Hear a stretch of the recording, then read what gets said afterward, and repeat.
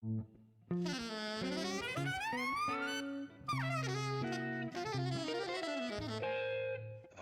Jazz.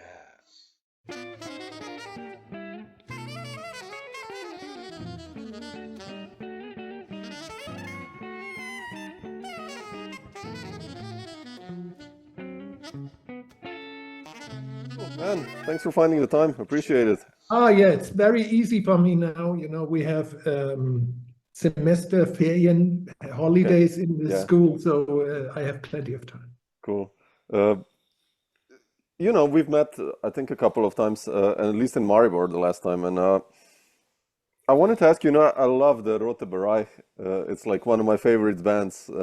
And I'll start this talk with this question, like what's happening on the department of band leading with you, and have you been preparing some new music or writing new music? Or I mean, I know you've done a lot of stuff as a sideman, but yeah,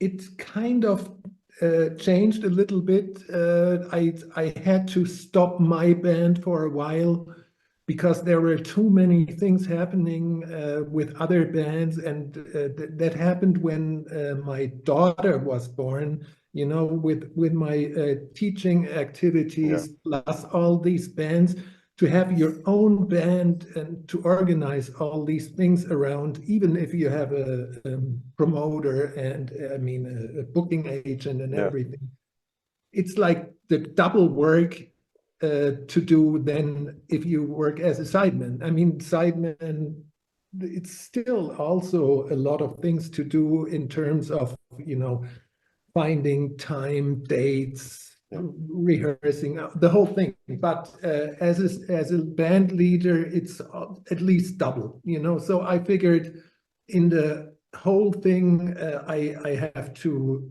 keep this part of my thing down for some years, and then somehow every time when I had the idea to start my own projects again, something else came up, but right now I'm in a phase where I'm seriously thinking about planning one or two new projects of my own, which starts with writing music and everything. And still I have to wait until these things come actually into public until maybe it takes 1 or 2 years, because at the moment, I mean, writing music isn't the easiest, of course. And also, I have a job in our university in Weimar at the moment where I am. Well, I have to do some administrative work. It's called, my job is prodekan. I have to teach a list, but it's you can imagine what this means. It's and I have 1 more year to go. 2 already I did, and then there will be a new phase. But I'm actually looking forward to finally start my own stuff again. Okay. Yeah, I know I mean, we have a 2-year-old daughter at home, so I know how it is. It's, finding time to do, it's beautiful, but just to write music and stuff, it's so heavy, In the evening, I'm so tired. I'm sometimes like, oh shit, yeah, okay. Absolutely. Yeah, yes. So, but cool. But I've seen you live many times. I always wanted to ask you some of these questions. You have quite a recognizable sound when I hear you play. And what got you excited for jazz, actually? Like, when was that moment? I mean, like early 80s, I guess. Did you have like a aha shit moment, like, oh man, I want to do this music? Or how did you enter this improv jazz world, guitar-wise? Well, I started playing music that was basically centered around funk and soul music. And I was happy playing, like rhythm guitar, single note stuff, And I played in bands like that, but this music is close enough to jazz so that you recognize that there's more in the background, you know. And well, I took some guitar lessons with jazz guitarists when I was like 14 or something, you know, 13 even. But that wasn't really serious. Anyhow, I started to hang out with jazz musicians a little more in my hometown, Nuremberg. There were people like Wolfgang Hafner and Christian Diener, and we jammed a little bit, you know, like that. But anyhow, I went to Berklee College of Music, and I went there that was pretty clear for me to study jazz music and, you know, to understand the tradition and everything. So how did you decide for Berklee? Like, how did you decide for Berklee? I met a guy and he said it's the best school so far. Berklee, you know, at that time, I went there 85. I left at the beginning of 85. Schools in Europe that had a functional jazz department, you know, there was basically nothing. I think Graz and Cologne just started around then. And I mean, everybody in all the countries applied, so it was really problematic. Anyhow, yeah. So my time in Berklee was focused on jazz and jazz guitar and all that. You know. What, was Mick Goodrick your teacher, or? No, he wasn't teaching at that time. Okay. At school, he was there. He taught before and after I was there. Like, yeah, I missed him, but of course I saw his gigs and stuff. Yeah. How was Berklee like for you? I mean, this mid-80s, you know, people who went in the mid-80s, there are some strong players. They're like you coming from Nuremberg and to this environment. Like, how was that like? Well, I mean, it was really impressive. I mean, just the amount of people there. I think when I entered, there were more than 1,000 guitar students. That's great. Anyhow, I mean, most of them were in the first 2 semesters, you know, after high school, they decided to try to become guitar monsters or something. And, you know, most of them, they were basically hanging out in the guitar department, not even playing in ensembles and everything, because they didn't have the possibilities for that. And then, you know, after a couple of semesters, they figured it's too much work for them, and they did something that made more sense, you know. So this unbelievable number of 1,000 is basically theoretical, you know. But yeah, it was really impressive what I saw. I remember the first week, you know, I saw people and they did their exam concerts, and yeah, I mean, wow, unbelievable. Yeah, interesting.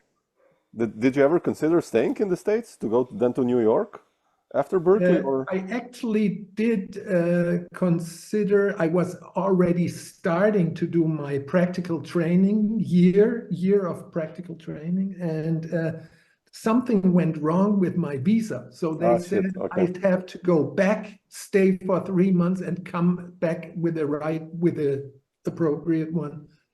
And at that time, I was asked to work at the conservatory in Nuremberg that just opened a jazz department. And since I knew that I want to live in Europe, basically, I just decided, you know, to go back and just start working rather than doing my practical training there and having to find new people and everything. So I always knew that my path would go through Europe. Yeah. Just living circumstances. Yeah, the quality of life. Variety of things here. I always liked that. And in the long run, I have to say, looking back at what happened, maybe I would have developed more as someone who is having to or willing to follow the American tradition of jazz. And in Europe, I had the freedom to say, well, you know, I did this for a while, and now let's see what's coming next. You know, that's a different story. I'm kind of happy that things went the way they went. Yeah, definitely. That's what I said. You know, when I hear you play, it's you, because you know, in New York there are like thousands of players, or in the States, you know, who sound amazing, like George Benson style, but they don't have their own voices, and it's like, yeah, they're good, but you know. And I think you and many European guys actually have this like, oh shit, okay, unique style, and I think it's quite important that in jazz, right? That's the thing. So yeah, I think you made the right choice. I think there was a drastic change in terms of what kind of bands came to the European jazz festivals around mid-90s, you know. I remember that before, the German jazz musicians, they were basically working as the rhythm sections for American saxophonists, stars that traveled without a band. And in mid-90s, it started that German bands came on these to these places and played their own music. You know, it was astonishing. Some people said that's no jazz, and you know, all this crap. But this development went on, and now the stages are filled with people who play original music, and the originality of that music is basically the most important part of it. And I mean, maybe that comes also a little bit from my experiences in pop music in the very early time, where you understand that it doesn't make a lot of sense to play the music like somebody else. We call that top 40. You know, I mean, and there are people who do this very well in terms of instrumental ability, but a band needs to find its own sound. Yeah, definitely. Yeah, but did you still go like through that whole process of learning? I don't know, Grant Green and Wes Montgomery and stuff like that. Like, who did you listen to or transcribe to? Did you were there horn players or guitarists or all? Oh, yeah. I mean, but my most traditional phase actually happened right after Berklee. When I went back home, Really? I figured that I need a little bit more focus on certain aspects in this kind of music. So I transcribed a lot of Wes Montgomery and Really played interesting. along. I skipped a little bit the octave thing. Yeah. You know, but yeah, that was very important for me to get a handle on it, because I figured that still there were a lot of people who were swinging a bit more than me, you know. No, but you have, like I said, you know, when I listen to the first Rote Bar, there's like this tune, Statort and Schleicher. I don't know, you wrote a lot of music there. And I mean, it's swinging, but it's like this, it's you when you write. When I hear your music, it's like this weird, sometimes staccato-ish lines going on. There's the pop sensibility almost. Like, how did you start composing those music, those tunes? I mean, every song has a little different starting situation.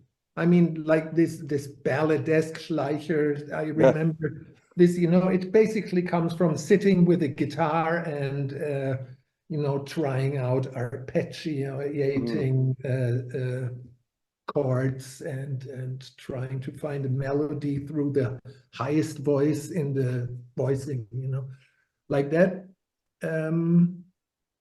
But also I was sitting down just with a piece of paper and try to hear stuff. And yeah, a lot of times the rhythm was like a very important part, you know, with like, and the melody came actually later, or I had something in the ear, but I wasn't sure. And then when you write it down, it becomes more clear. Yeah. Like that. And how did the Rote Bar then begin? Like, I love your connection with Rudy, by the way. It's like you two guys were. Oh yeah, I enjoyed this very much, and maybe there will be a reunion. I'm thinking about it for years, and but you know, it doesn't make sense to pick up the phone if you know there is not time for it. Yeah. But you know, it'll maybe, you know. Yeah. The band started with Rudy and me. And we had some people, in the beginning it was called Rudi Mahal, Frank Möbus, and Der Rote Bereich, which meant the rhythm section was called Der Rote Bereich. A lot of times with people from Munich, like Falk Willis was a drummer. He's now in a very different business, selling apartments in New York. I think that he did this that's for a good business then.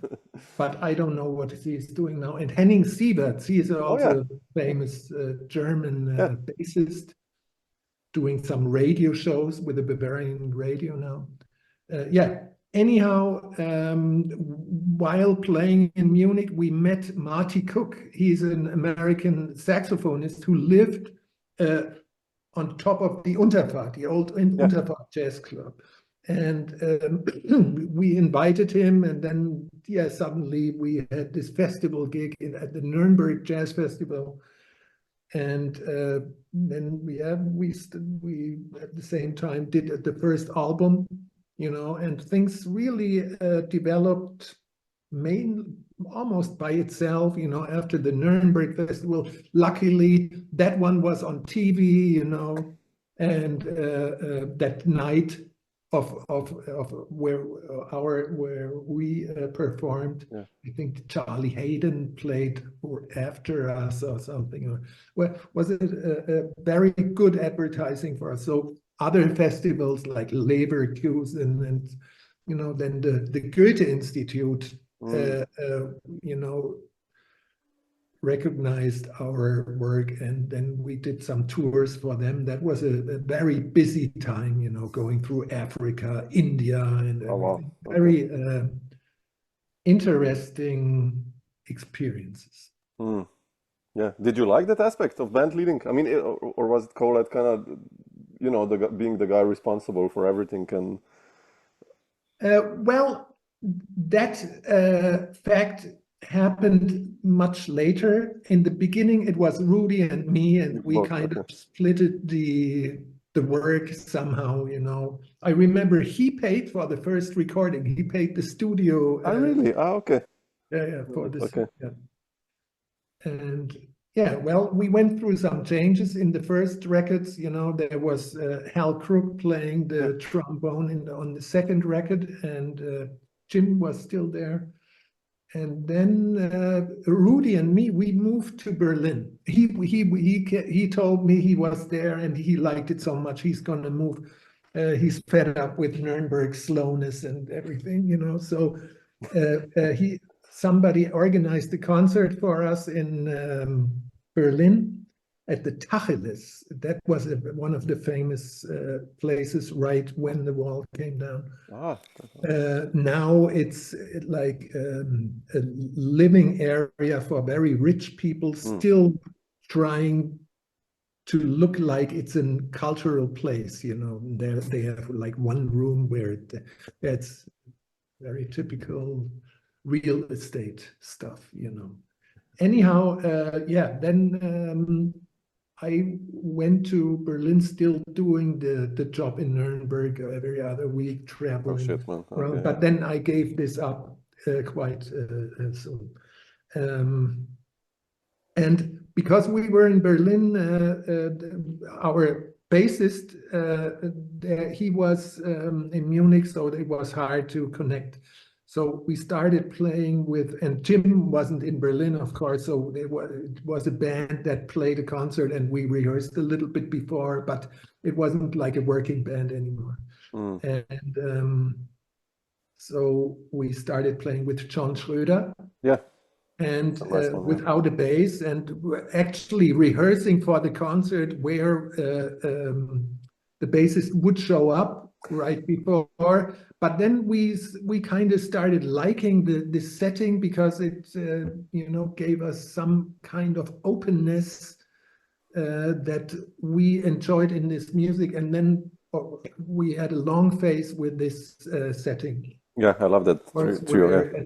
At some point, the drummer changed. Oliver Steidle became the next member of it. But yeah, anyhow, that's the history of this.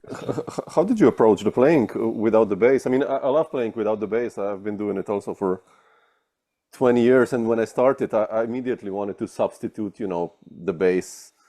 And then I realized, shit, I don't have to do that because there's so much space, and there are so many trios without the bass, Motion, Frizzell, and Lovano, and Jim Black had that one with, I think with Dave Douglas and Brad Shepik. And Tiny Bell. Tiny Bell, yeah. And how did you approach this concept?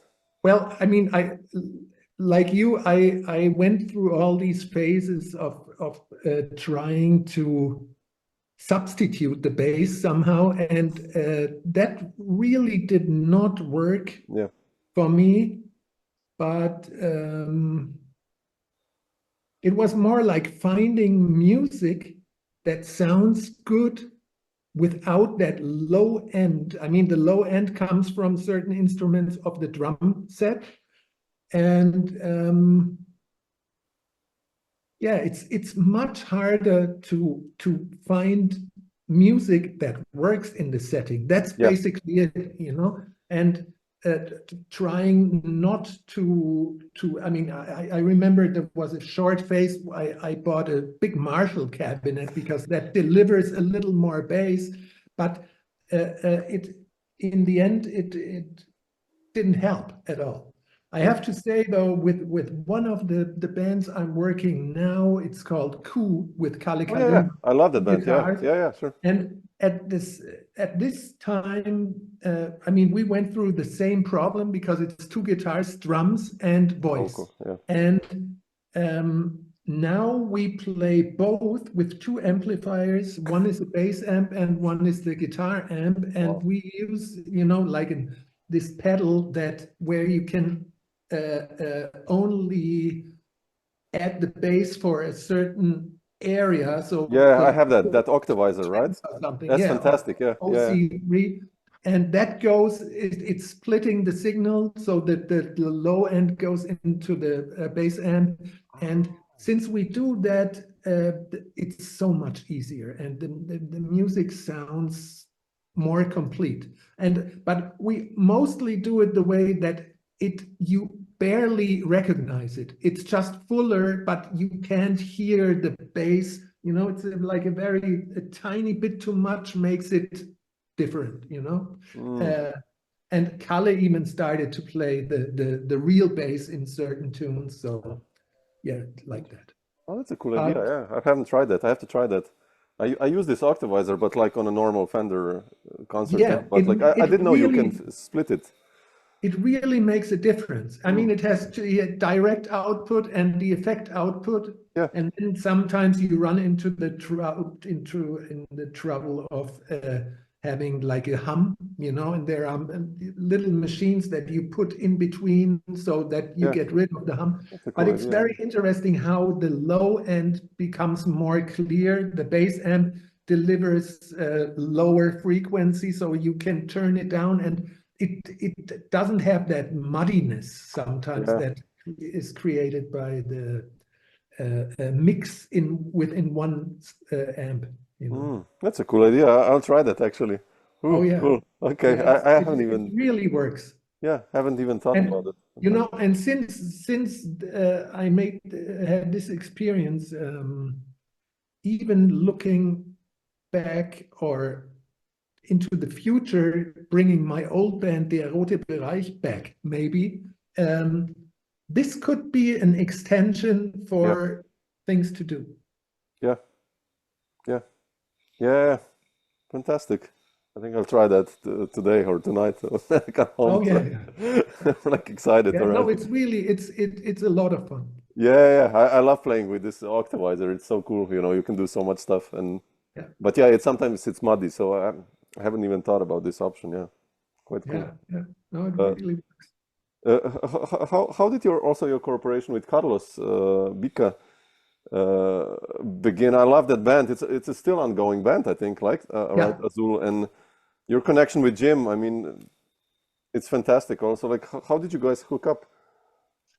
Well, I mean, Jim at that time, he lived with me and Chris Speed, the Yeah. saxophonist in Germany, Oh, really? Okay. you know? And so Jim was there, and Carlos, he heard me play some years before, and he told me later he decided that night he would like to do something with me, you know. And so he contacted me again, and he wanted to try things, and I said, yeah, well, Jim Black is there, maybe I should bring him along, you know. And then Carlos organized a few concerts in Portugal, and that's how it started. And actually, the first shows that we still did in quartet with Rudi Mahal. Really? Yeah, Oh so it was shit! basically Wow! parts of Der Rote Bereich plus Carlos Bica as a Oh, leader, damn it. you know. Yeah, Wow. that's Okay. how this happened. But then Carlos, he really wanted to start out more from a trio format, and our first record, we had just had a few guests, Maria Joao and Ray Anderson. Yeah. And this project is still ongoing. We have now also a little break because Carlos changed management for this group.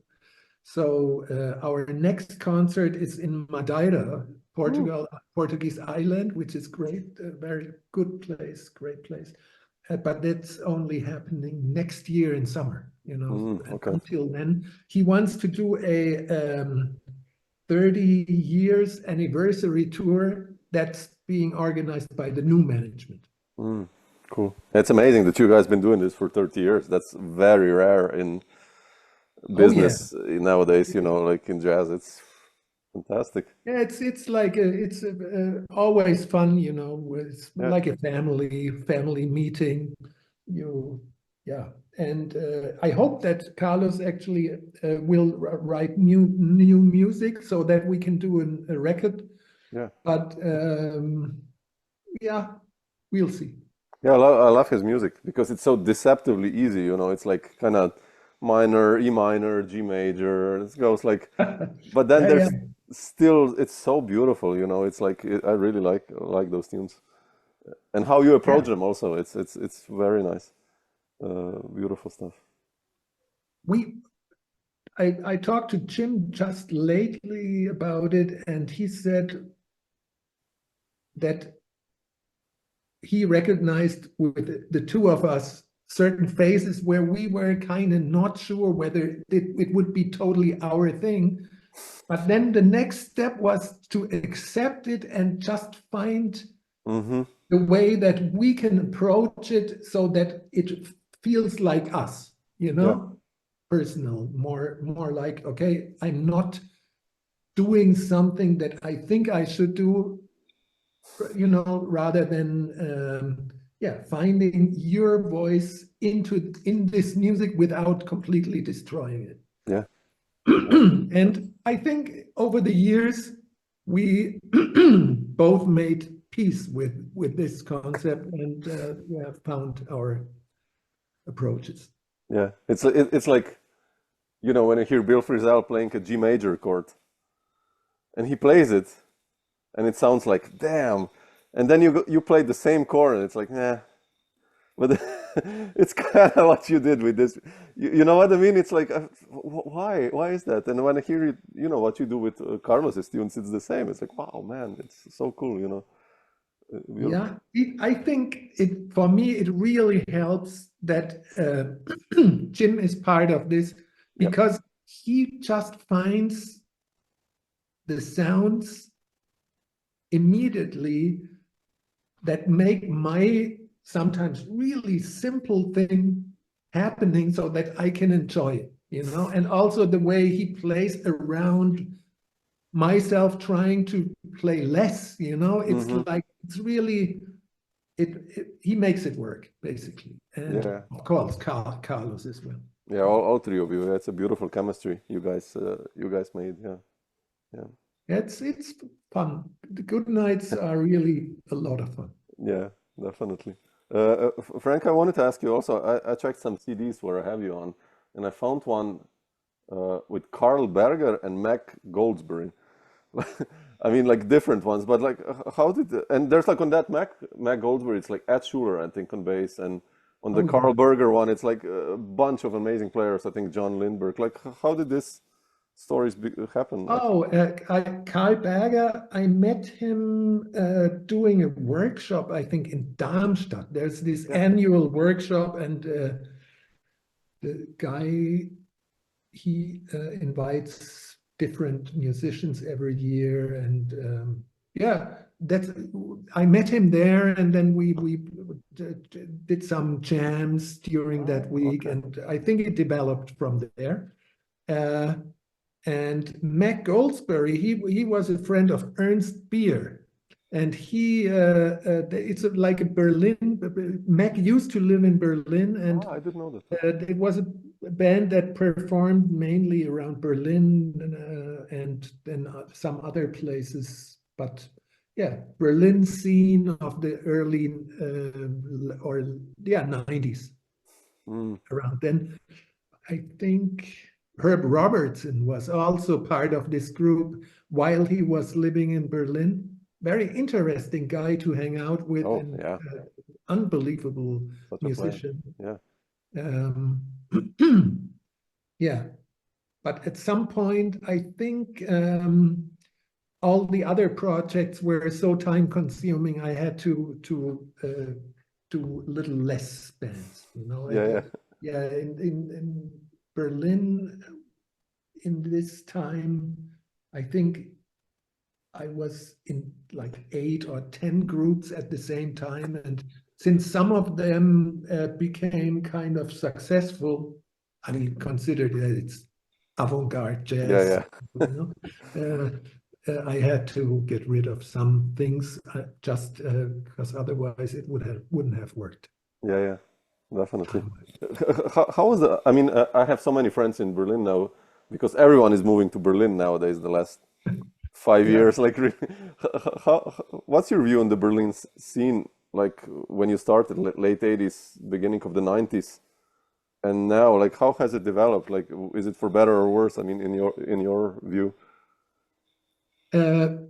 Well, when I came to Berlin, I suddenly had like 5 gigs a week as a sideman, you know, in the jazz scene in Berlin. That was and as a guitarist, if you're a bass player, that's very normal. Yeah. So you can imagine there was really like a lack of players, a lot of stages, and you could really live of the jazz gigs that you played within Berlin. You know, bands were doing tours only in Berlin, you know, from one time the circle, you know. So there were venues, I mean, so many venues. Yeah, a lot of venues.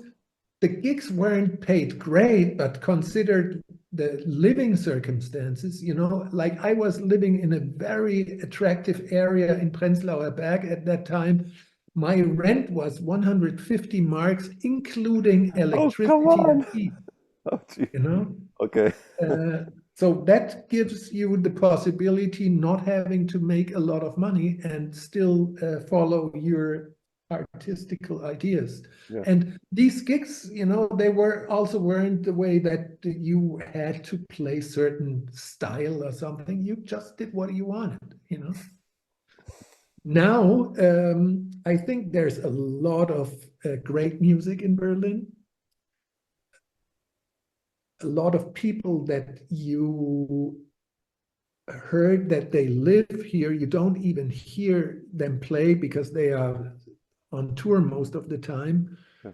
But yeah, it's a lot of potential, a very interesting young scene that you know, is profiting from being in this place with so many people around, so many great musicians from totally different musical areas and stuff. In terms of living circumstances, I think, especially for the young generation, it gets so hard so that it's almost at the point that the expectation of the young people living from that is kind of not there anymore. Yeah. You know, and that's a very sad thing, because at some point the you know, people with a lot of interesting music, they will kind of leave the scene because they might marry or have a kid, and you know, they have to finance themselves. I just met a guy that used to be my student, and he's you know, a guitarist that played Saalfelden Jazz Festival and all these places, you know, with different bands. And he said, well, you know, nowadays it looks like you get a handle on something and you think, okay, now you made the next step, but that next step doesn't mean anything for the next tour you are planning. You start from scratch again, you know, zero. And that's really sad story.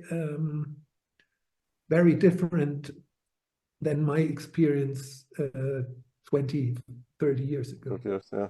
It's becoming like New York, like all these, so many musicians and gigs for 30 euros, I guess, or that's heavy then, yeah. Yeah. Yeah, bizarre, man. Yeah. Frank, not to take too much of your time, I just wanted to ask you also about your Dutch connection. Like, I remember the last time I saw you here was with in Maribor with Paul van Kemenade and crazy Han Bennink on drums. Oh, yeah. And you know, Yuri Honing also, you made some nice music with him. Like, how did that part of your career begin? I think it started a little bit with the fact that I played in a band led by Yuri Honing. Yeah. Yuri Honing, Wired Paradise, That's and a great one, he kind of met me at North Sea Jazz Festival, I think, where I played with some bands during that time, these years. And so I was traveling a lot to Holland. Almost every other week I had a few concerts in Amsterdam or all these cities, you know, in Holland and sometimes Belgium. And Paul van Kemenade, he must have just, you know, met me there someplace, I don't remember exactly where. And he asked me whether I would like to become part of this band. And Ray Anderson, Ernst, I think it's Ernst Glarum on bass, right? Glarum, Ray, exactly. Ernst Glarum. Yeah. On this, he had this very tiny treble bass, very good bass player. Yeah, and this band, it started with playing only free music. We just played, and that was, I had a blast doing this. A lot of interesting things happened, like grooving with the drummer, playing kind of groovy things. I never heard him do stuff like this, you know, and it was really fun. And somehow, I don't know why, two things happened. First of all, the band leader brought in some tunes, and then we had this situation that we played partly free, then the tune, it sounded like two different groups, really, and that's where I started to have thoughts that this might not be going on forever, a lot of fun, great people. And I think at some point I couldn't do certain concerts because there was other concerts already booked, and I don't even know whether the group still exists, but there was a piano player instead of me, and they had a few changes. Yeah. Also, Han, in certain moments, he decided that he would play only snare drum on a certain gig. So that really changed also the possibilities of this group. I don't know. No, I just wanted to ask you. Interesting experience. Yeah, let's put it like that. Yeah, I've seen Han so many times, and it's really sometimes it's like a comedy show, and I mean he's such an amazing drummer otherwise, but sometimes it's quite fun. Yeah. And I saw him just lately on YouTube playing with Wes Montgomery.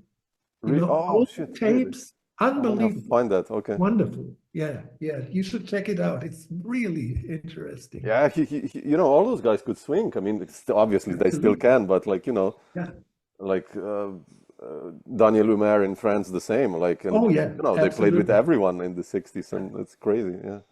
Yeah, he came to my school in Weimar to do a workshop with a trio, and he said some very, very interesting things. And very nice workshop. Great guy. Beautiful. Yeah, beautiful. Yeah, to hear these stories for what these guys did. Yeah, but cool. Cool, sir. I'll leave you a nice, what is today? Wednesday afternoon. So, but thanks, Frank, for sharing some of these stories. Appreciate it. Oh, thanks a lot. It was a pleasure, and have a good day and good week. And I hope I see you soon. I will let you know when I come to Maribor. Or if you're in Graz. Let me know when you come to Berlin. Please. I will, definitely. If you're around, drop me a line. If you're in Graz even, I'm like half an hour away. So I know. We get it's together not for a too beer far. or something. Cool. Great. Fantastic. Great. Hey, Samo, all the best. Take care. You too, Frank. Take care. Bye. Bye.